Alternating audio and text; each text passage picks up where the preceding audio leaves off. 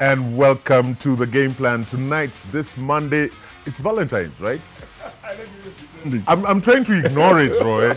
It's Valentine's, so happy Valentine's to everybody out there. And I hope that you're sharing love wherever you are. I know there's a lot of love that's not being shared amongst the teams that have been going head-to-head this weekend. And we shall be catching up on that in just a bit.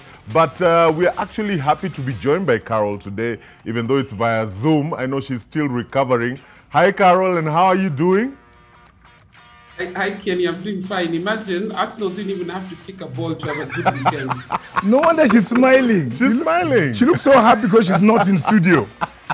Of course, I'm smiling, Roy. I'm surprised you have a voice. Yeah. Exactly. All that shame. I'm beginning to fall in love with defeat. That's my celebration for the day. Anyway, guys, before we get into a conversation with the fastest man in Africa, we need to remind you that the Safaricom Golf Tour is on. Oh, yes. Remember, we have completed one leg, the Nanyuki leg. Cyprian Bundi won that leg, which was fantastic. Next, we have the Limuru Golf Club on the 26th of February. Remember, for the next 7 months or so, in fact, now it's 6 months or so, we're going to be taking the Safaricom Golf Tour all over the country. Now, what Safaricom wants to do is bring golf to you, make it accessible for everybody, kill the notion that it is an elitist sport. Remember, junior golfers can join a golf club for just 1,000 shillings, and every time you go, it's only 100 bob. The Junior Golf Union has made it possible to get clubs for subsidized prices so that everybody can get access to golf. And every weekend when there is a tournament, Safaricom is holding clinics for students from clinics around the for schools, around the golf course, so that you can enroll your kids and make sure they get a taste of a golf. And if they have talent, they'll actually get sponsorship for about 8 months. So the Safaricom Golf Tour, where every shot is an opportunity. Now, to the fastest man in Africa before he disappears from us, Ferdinand Omanyala, Mariako. Ferdinand, where are you? Is that fast? Yeah, I'm here. Sorry, I think network get my hand kidogo, but I'm here. It's How too. you guys? We're good. Because you're in France, you're expecting us to say voulez-vous, do what, avec. Oh, by the way, I wanted to ask him. Let's speak on English, man. Let's speak on English. Yeah. French is hard. That's one language that's a bit too fast for you, eh? So I just wanted to ask. How are you feeling? How are you feeling? The last time I sat down with you was about a year ago. How are you feeling given the year you have had? Yeah, it's been so many things have happened. It's like my life has been like a movie, you know. So things have just been turning around like 360 degrees. So I'm feeling great about all the achievements, and I thank God. Actually, only God can explain what happened. So just to ask, and this is such an amazing story. So how did you end up in sprints? Were you always doing sprints in high school? Were you playing another sport in high school, after high school, college? How did you end up there? Okay, so I started sprinting in 2016. That's after high school. In high school, I used to play rugby. Oh, really? I was a rugby winger. Yeah, I was a very good winger, actually. So when we came to Nairobi to join, I'm at University of Nairobi, so I joined Min Machine a bit. Okay. But, you know, the Kenya Cup League is tough. I mean, like, people there, they don't joke.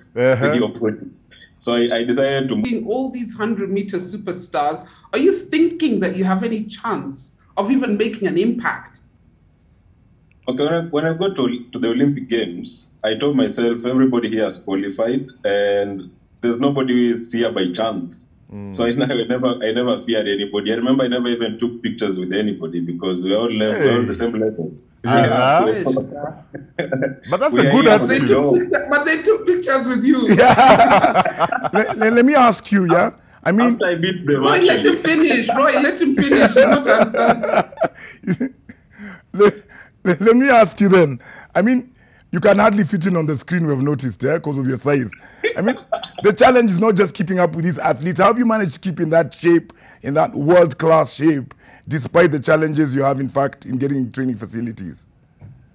I always say, use what you have to get what you want. So in Kenya, we don't have a spa the training facilities, but you have to create your own because nobody will come and bring it to you. Yeah, so I have to train. I have to use everything I have. We have the fields, we have the gyms in Kenya, we have hill runs in Kenya. So just have to do it to use them and keep my shape. Ah, okay. So now nobody seems to understand, Omanyala, how you continue to improve and improve and improve on your time. Every race you're cutting off like point something. How are you managing to do that? You know, previously we did not have competitions, and I'm that kind of athlete who loves competition. So anytime I get a competition, it's like there's a beast in me just comes out. So every time I step on the field, I always purpose to break a record. I said once that history is made only when chances are taken. So you can't just sit down and you're not taking up the chances and you expect to write or make history. So I always use that opportunity to compete. And always, like the 60 meters, I'm really using them like training because I'm really shaping up my first 50 part of the race so that, you know, when I combine with my strength, which is the last 50, it will be a meters or 120 meters or 300 meters. So this basically is like training. There's no much of transition because it's something that we've been doing. It's just that now we're doing it in front of cameras and it's a competition. So, so basically it's like sevens rugby where it's originally was a training technique for rugby players. So now 60 meters racing is basically you're improving on your takeoff and all that. Because I remember even there was a time when somebody was saying that once you get that correct, then now the rest of the world be ready. Omanyala is coming because the finishing was good. The takeoff was a bit of a problem.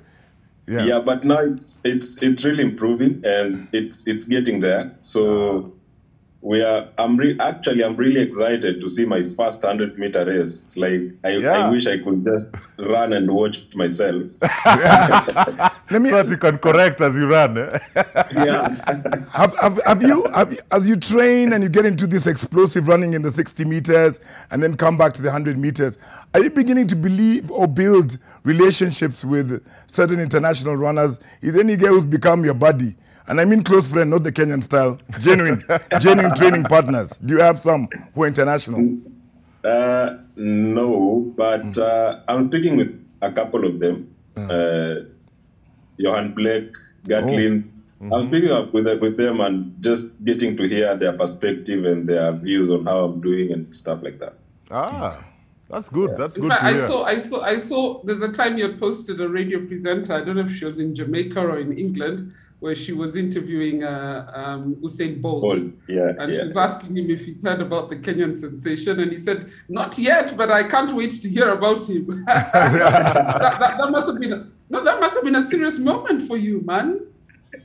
Yeah, that was after it was after the Olympics, but I think now he knows. I'm loving this attitude. Humility. I'm loving the attitude because humility is a cousin. No, just one thing, Roy. Let me tell you, Omanyala. Let me tell you something. I like the fact that, and it's a thing with sprinters. You have to have that confidence, that belief. Exactly. That there is nobody who can run you off that track.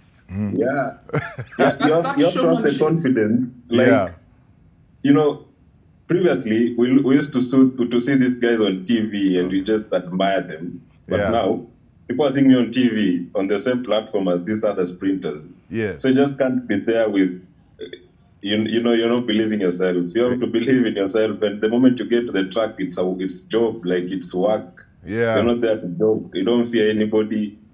You know, like you remember previously tukiwa toi, tunasema tunafika kwa finish line wa kwanza. That's exactly the same thing. It's the same thing. Pick it up after the finish line, not before the finish line. Amazing. Kenyans have an enduring capacity.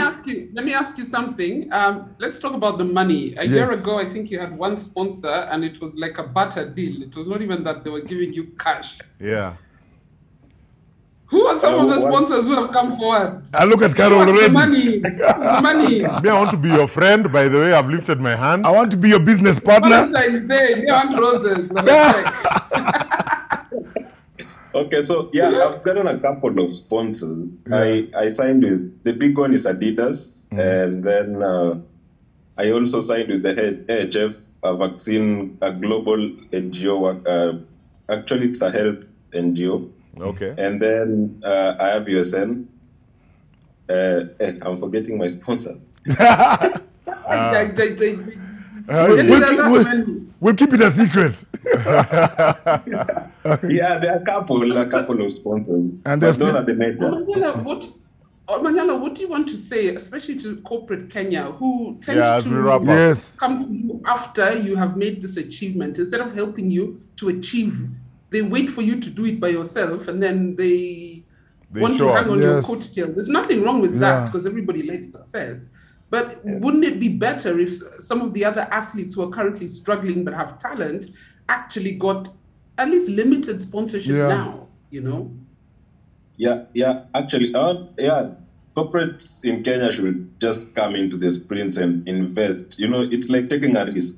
Yeah. Like nobody could see me 2 years ago and give me a sponsorship, but if someone could have given me a sponsorship 2 years ago, he could be the one laughing now, you get? Yeah. So I want to ask the corporates in Kenya, come and see, because the last weekend meeting was in Nyayo and there were like 156 athletes running 100 meters.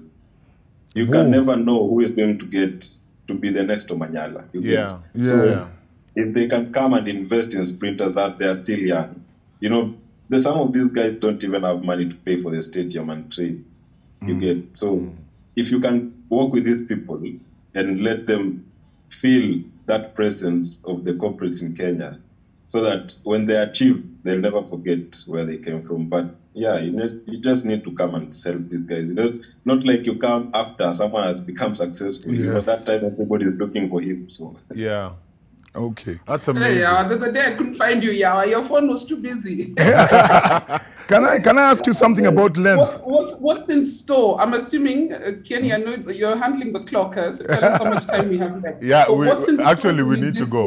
Omanyala, what's your plan for this year? Last year, I think you did one Diamond League event. Yes. What's in store for this year? In both 60 and 100?